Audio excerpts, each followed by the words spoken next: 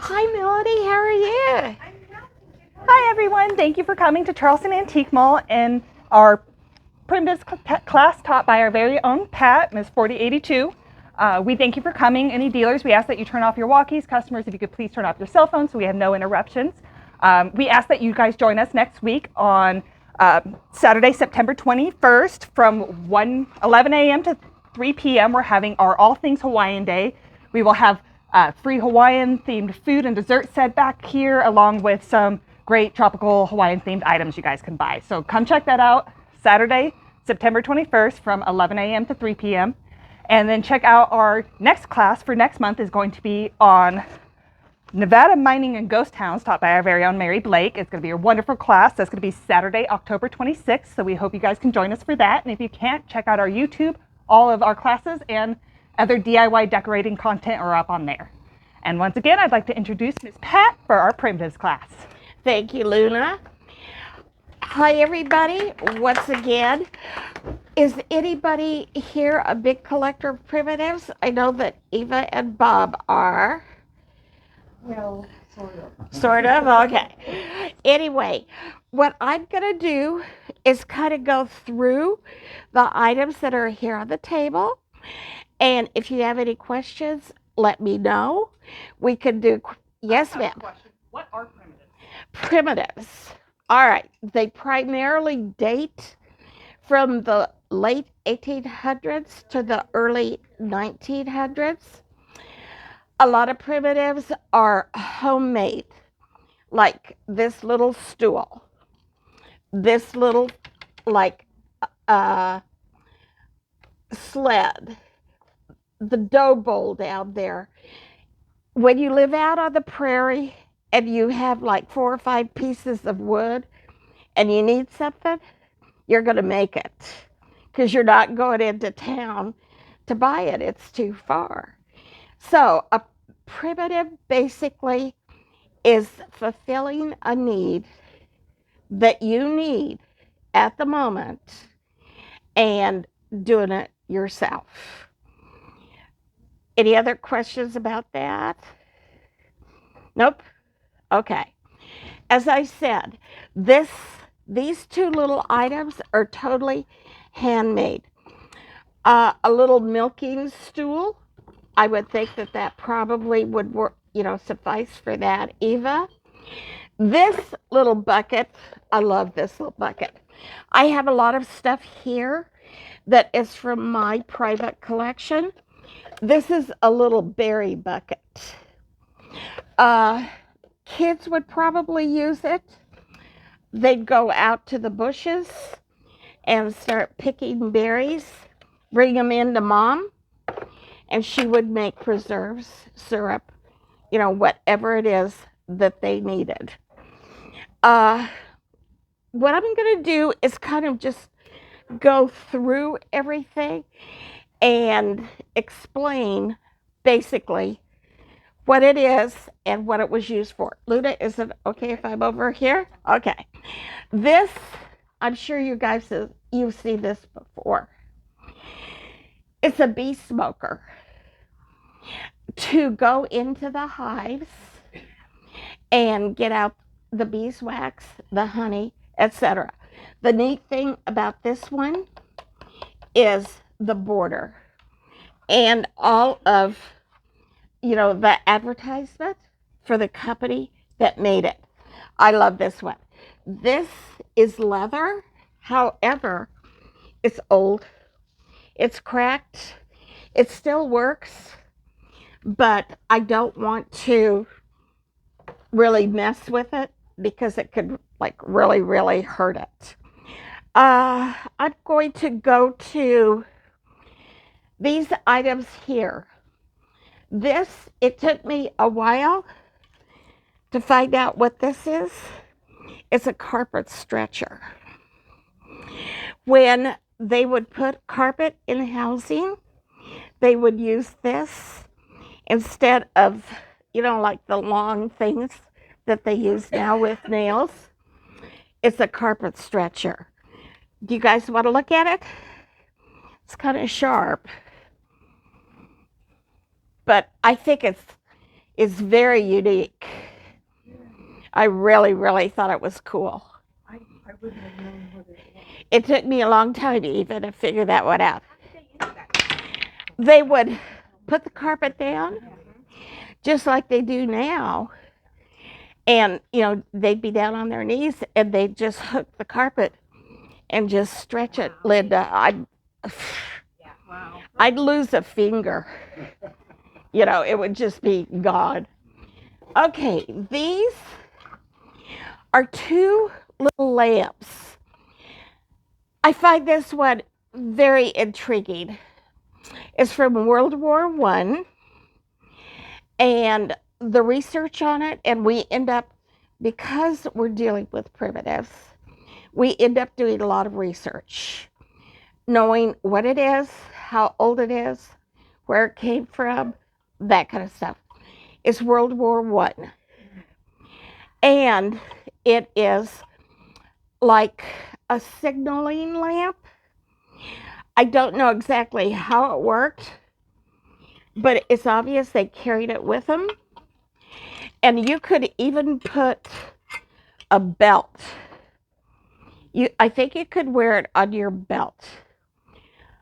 Ultimately, I would think this would be very dangerous because it's going to signal where you are. In the trenches? Yes, ma'am. But I think that really and truly, if you look at it, you could wear it. This is a very, very early primitive, I would think, bedside lamp. And what would be lit would be right here. And I don't know about you, but I don't know if I'd feel super safe using something like this, but it's late 1800s, early 1900s. This, of course, is early 1900s, probably anywhere 1914 to 1917, because that was the years for World War I. All right.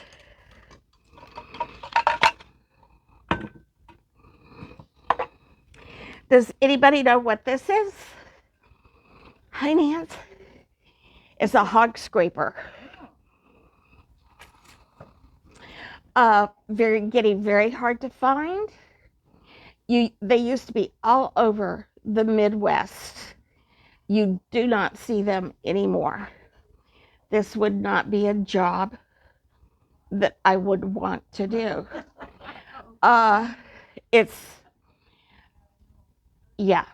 No. The description of, how it's used and what they did with it, no. Here, I'll pass it around. Thank you. This is to load shotgun shells, probably from like the early 1900s. It is missing a wooden knob right here, but it would attach to a table, and I know nothing about ammunition, but somehow this would compact down and compact the gunpowder into the shell. I know. Very interesting. So I love it. I think it's great. Okay, the next thing, anybody know what this is? Clothing hanger. To light a fire or something like that? Nope. Clothing hanger? It's a dryer. And it would be up like in your kitchen. It would be in your laundry room. You would hang, as Luna said, clothing off of it, toweling, diapers. If you have a really, really ugly day outside, it's a very, very good one. And the arms come up and hook, and then you just attach all different kinds of whatever to it. They take up a huge area in a room when they're fanned out and really used. But keep in mind that the kitchens back in the day were big. They were very, very big. What era would you say that was from? Probably 1910, 1920, 1930 in there. I've still seen them, in kitchens. Yes, especially people that collect primitives, anything like that, they're going to jump on it. So, yeah. And then to go with that, these are fun. These are old handmade clothespins. Here. I guess they're hand carved. Sorry, Luda. These have like a metal band around them.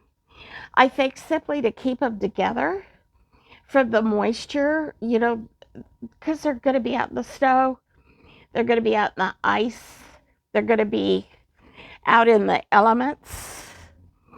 Luna, if I move and you don't want me to, holler. Okay. This is a fun little thing. Anybody have any ideas of this guy? For honey? No, but you could use it for honey. Definitely. It's an egg beater.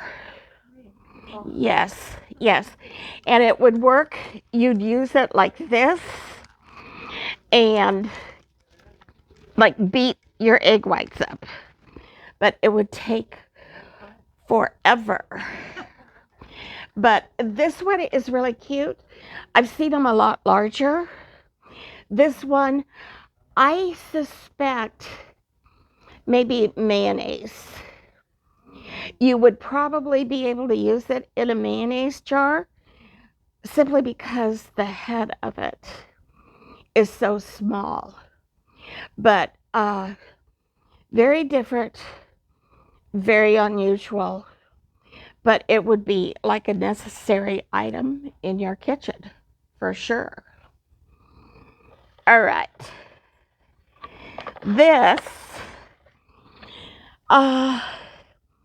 These aren't super rare or super unusual, but this particular one is really neat because it has a drawer.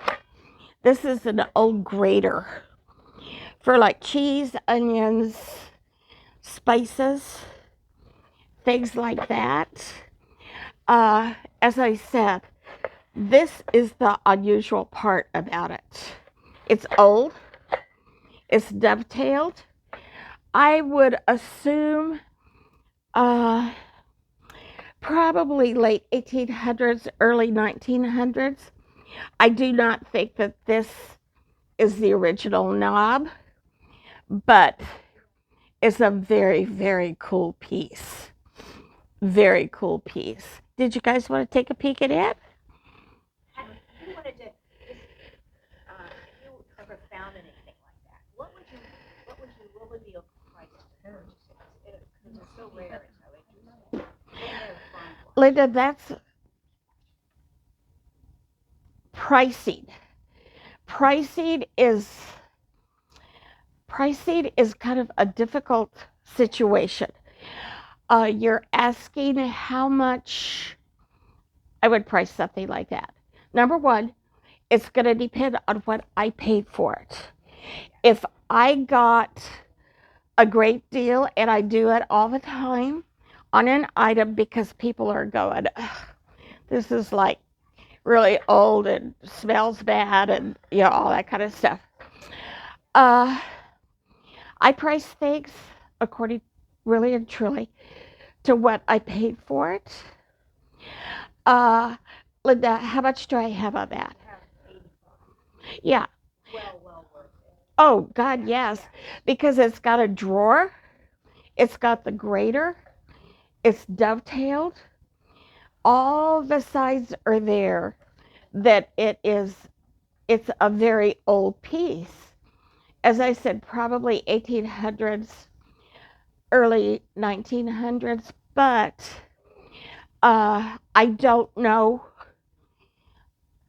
how to say exactly how I would price it, other than a lot of it depends on if I get a bargain, I'm going to pass it along, because that's what makes it fun. So that's a good question. All right, here is another grater. And see, I think the drawer, oh, it works. Awesome. And I've got seed packets in here. Same thing, bigger, cheese, some spices. Your spice graters are a lot smaller and a lot more compact. Vicki, what would you say that this is probably? I would think cheese mainly. Yeah, yeah. It Looks like it's got old advertising on it, like it's the from box scratch. does. Yeah. So the box is handmade, homemade. Somebody might have lost a finger and had a husband build a box, to hang on to their grater. I don't know. I'm going to pass that along. But sure. The first one, the grater actually lifts out to clean it. Does this one lift out or not? Okay, the question is, how do you clean these? Nancy, I think because it has a drawer, I think that it probably would come out of there really easily and you would be able to clean it. Problem with the old tin like that, it's going to rust. So whoever's cleaning it, they need to dry it off, make sure it's clean, and go from there. Would it oil it? Yeah, you could oil it, absolutely, positively. But you can see all the writing on the box. It's handmade. It's really pretty cool. It's very cool. What? Yeah. Yeah, I love it. And one of the big things that got me was the graphics on the box.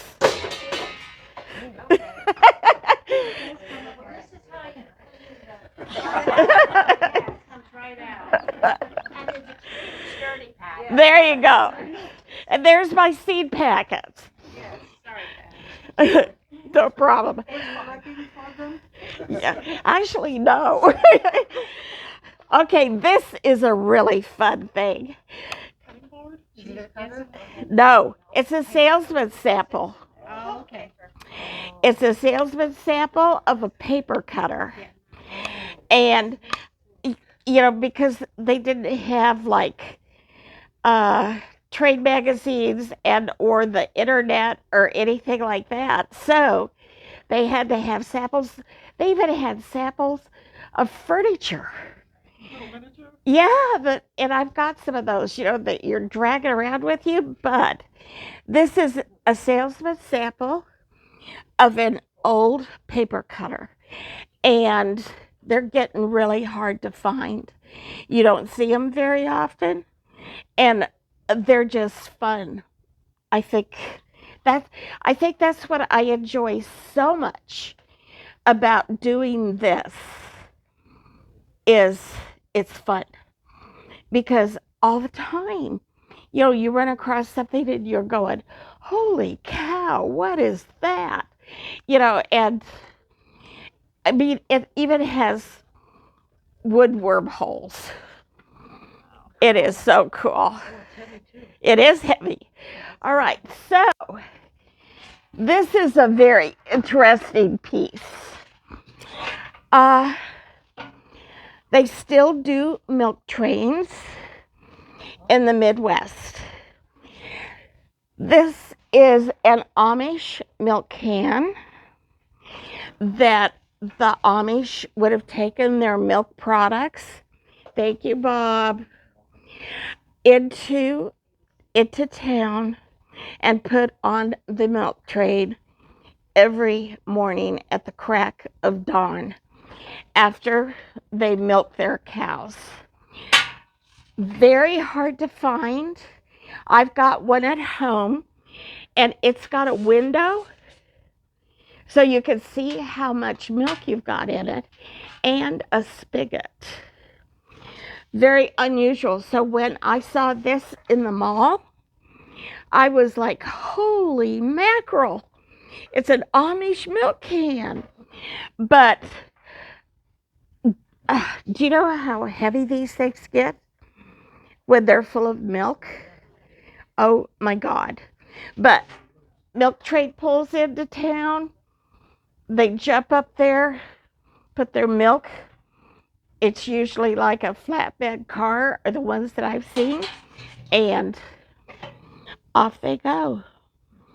And I wonder how they got them back.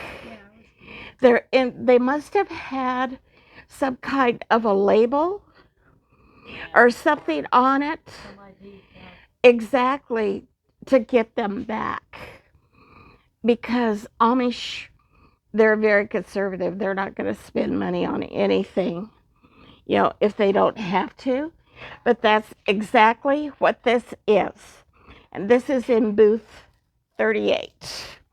So I just love it. Love it, love it. All right, and now, this is one of my passions. These are called firkins. You don't see them a whole lot anymore. And if you do, you have to be very careful about reproductions. They were used for storage in kitchens. And this particular one, as you can see, has a label on it. That makes it very, very collectible and very, very expensive.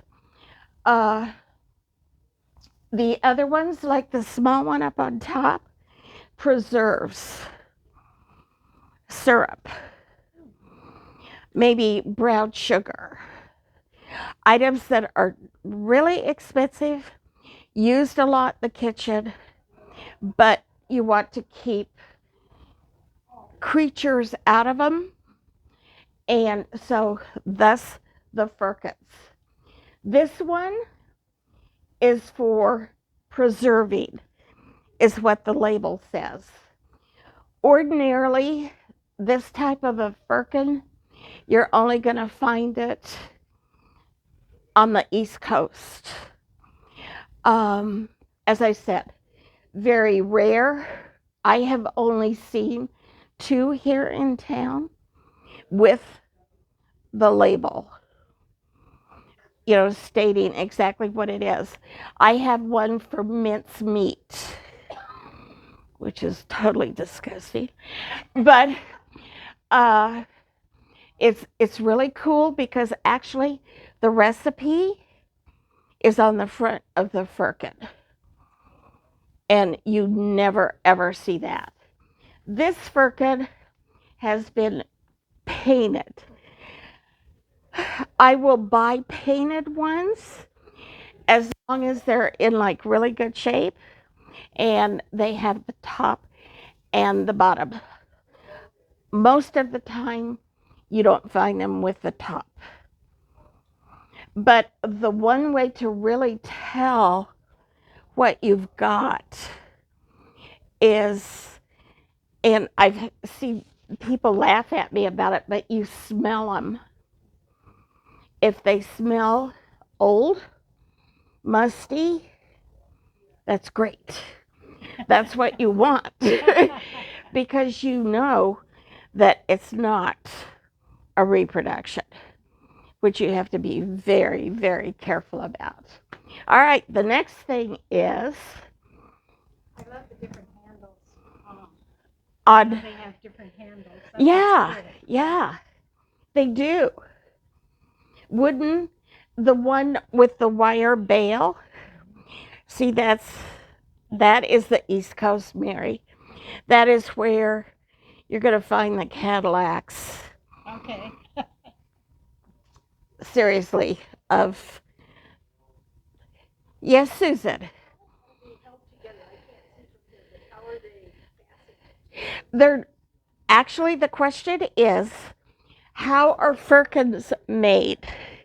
They're made with bands, either wooden or metal, like a barrel. Because basically that's the concept of them. They're for storage, like a barrel. And what I have done when I've had a firkin or a barrel that has been loose, you know how the bands are like going up and down the thing? If you fill it with water and let it soak, then it's going to tighten up. It swells the wood. And you've got it made 9 times out of 10 until the wood dries out again. And it just may be something that you have to do like every 6 months or a year. But that's how they're held together. You know what? I'll send one over to you. This one. Oh, it's so cute. Mary, can you pass that back to Susan? For sure. All right. This is fun. Any idea what this is? It's an old doctor's bag. I just absolutely love it. Look at the opener thingies on it. Oh my God, it is so cool. It's leather. I didn't open it up. I can't even imagine what it smells like, but it is absolutely positively really cool. I definitely think end of the 1800s, beginning of the 1900s. Some doctor carried this for miles and miles and miles. And everything in there. Oh, I know it. All right. This is an old dough bowl. When the housewives were making their bread every day, they would make like lots of it and mix it up, put it in here, and this is where they would proof their bread. This is handmade. You could tell from the nails on the edge. Plus, it does have an odor. You could smell it.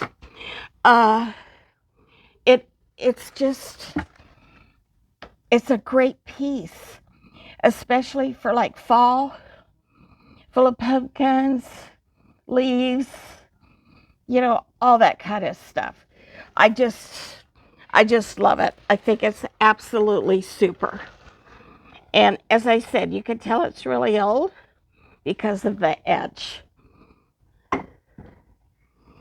Okay, so now moving on. Does everybody know what these are? Butter pats. This is more of a butter pat, Luna.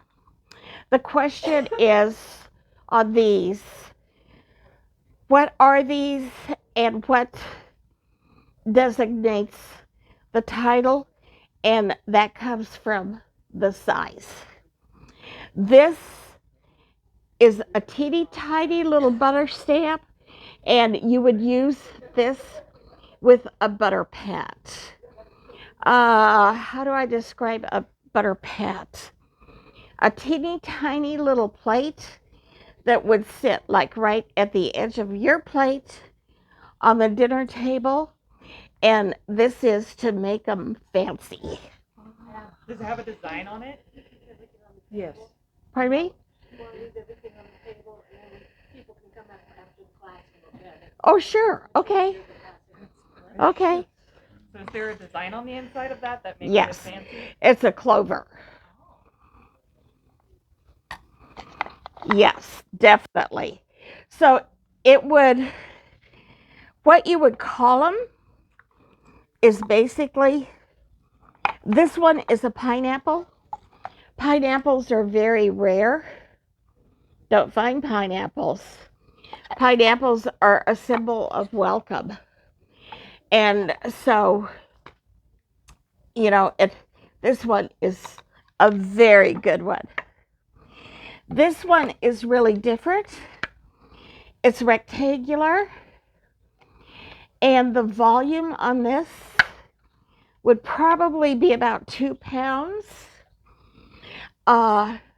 It folds up. I had never seen one before I found this. And it's just really, really very, very rare. Very rare. This one is a smaller one, and it has an unusual design on it. Kind of more of a numerical design. I don't know what it is, but it's a very good size. This one is a cow and a crow. And again, if you could find anything with, like something really different like this, the more rare it is, and they get expensive. They really do get expensive. This is probably one of the best ladders I have ever seen. It's called an old A-frame. Great hardware. Great logistics on it. On the handle where you pull it up to fold it up, there is like a label, a patent label on it. There's a fancy bar here in back on the bottom. This is in booth 1327. It is an excellent, excellent ladder. Excellent ladder. And it's in great shape. It's a little wonky, but a little tightening, and you would have a great, great piece. Great for display. Yeah, you have it. Exactly. It's just, I just love it. All right. And then this is probably late 1800s. I don't think it even goes into the 1900s. It's lawn. The fabric is lawn. Very fancy. This might have even possibly been worn for a wedding. Absolutely gorgeous, in great shape. And the most unusual thing about this is that the bones here are whalebone. It's whalebone. But it is absolutely beautiful.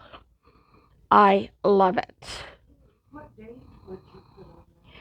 Probably, I'm thinking maybe closer to maybe 1870, Civil War-ish in there. Because, like I said, the bill on it is whalebone.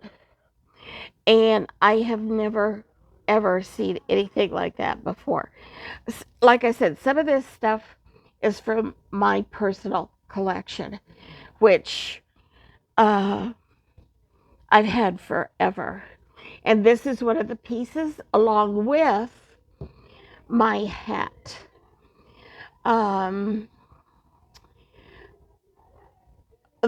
these are very, very hard to find. You could find them now in wire. You could find reproductions, but you cannot find the wood hat holders. So that would I would never ever sell. Ever. And then this little guy, I love him. This little sled is homemade. Probably he's got a lot of miles on him. But look at, he's got metal runners, original color. This is a great little sled. Some kid had probably got it for Christmas and used it for years until they outgrew it. But this is very indicative, I think, of New England. It just looks, it has that New England primitive handmade look, definitely. But he is cute, cute, cute, cute, cute. He is in booth 150. So let me get that back. All right, and then, oh God, this is my prize. I found this in Illinois. Some daddy or grandpa made this for their little girl or their granddaughter for Christmas or a birthday. It is definitely New England. I've had this for years, and this is something that I probably would never ever part from. It is just incredible, and it works. You could put your baby in it and go like this, and just have a world of fun. But I absolutely love this. I'm thinking probably late 1800s, early 1900s. So anyway, so did we run out of time, Lena? A little time left? Okay. So, any questions? Oh, the textiles. Mary, thank you. I forgot about those. The question is, what about the textiles? These are quilts from the Midwest.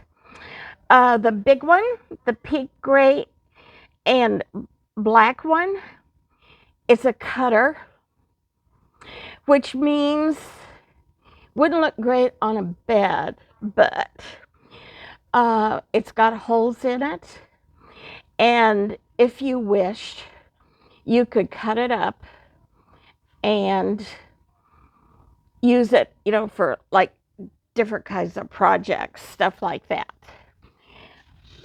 That kind of gives me heart palpitations, but we just like, okay, whatever. This one is a crazy quilt. And there's so many quilt patterns. It's really hard to remember, what they all are. This is like, the bottom one is like a 4 square. This one is a crazy quilt simply because there's so many different types of fabric in here. Mary, there's like wool. There's some like corduroy type material. It's a great quilt. It's hand done. See, you can see the hand stitching on the back side. So it's like a lab robe. I think it came off a crib. It's from a child's bed. Would that be made with just like the scrap clothing, things that have fallen apart? Yes, yes, because absolutely, positively, nothing was wasted. Because I've had a lot of quilts made out of flour sacks, sugar sacks, rice sacks. You know, nothing was ever wasted, ever. And like the bottom one, there is a possibility. Sorry, guys. Let me move some stuff here. There is a possibility, that especially the gray, that might have been a flour sack or a sugar sack. All right, let's look at the inside of this guy. Also hand quilted. You could just tell, not done on a machine. The binding on this one is very, very good, but it does have holes throughout the quilt, like this one right here. So it would be deemed a cutter. But then I have seen cutter quilts go for very good prices, simply because the design is good and maybe there's a bunch of really good pieces left in the quilt, which there is with this. But like I said, it's hand done. Even the binding around the edge is hand done. So, Mary, that was a good question. A very good question. This one, it looks like it was washed and some of the color ran. But, you know, that's going to happen. This one, there's no sacking on it. As I said, this is more everyday type of fabric. And it's actually, this one is in really pretty good shape. If you're into crazy quilts, you have to be into crazy quilts. I'm not. So, you know, I'm more into like the traditional patterns, and that's it. Any questions? What questions do I have? Are you in a quilting club at this time? Am I in a quilting club? No, ma'am. I have arthritis so badly in my hands, I can't hold a needle anymore. But I'd love to. But where you really find them are in the Midwest. Really, really good ones. Okay, ladies and gentlemen, I've got to wrap it up. Thank you so much. If you have any questions, come on up and I'll be happy to answer them. Oh, you're welcome. Thanks for coming. Vic, thank you. Booth 150 and booth 38. Oop. Luna, I'm sweating.